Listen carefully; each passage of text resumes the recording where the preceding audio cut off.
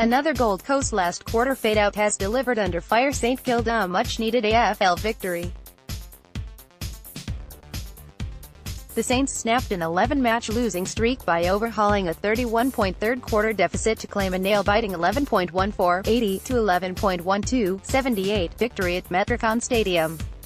Jade Gresham's snap inside the final minute of the match sealed the win for the Saints as they kicked 5-0 in the final term.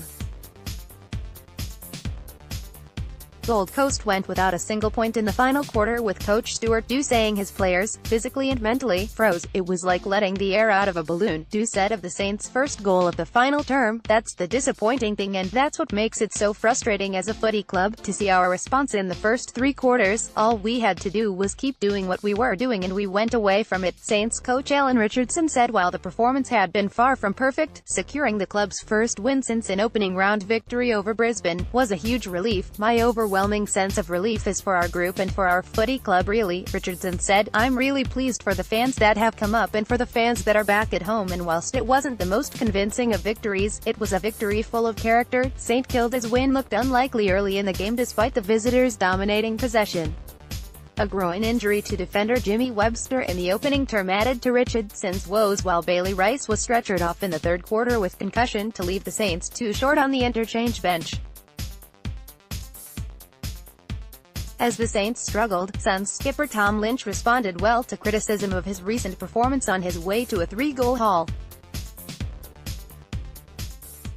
Thost's 5-1 in the second term opened up a seemingly unbeatable position heading into the last term.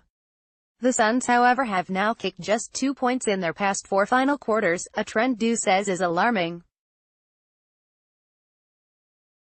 Their final term panic was personified by a needless 50 meters penalty against Rory Thompson, which led to a St Kilda goal. Gresham, Paddy McMartin and Tim Membrial booted one of their 2 goals for the game in the last quarter, while Josh Battle led the goal-kicking for the visitors with 3 majors.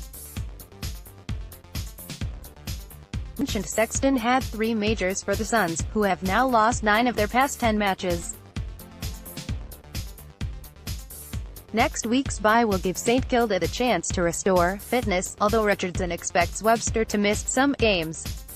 The Suns also had an injury concern, with youngster Jack Bowes sitting out the final quarter with a quadriceps problem.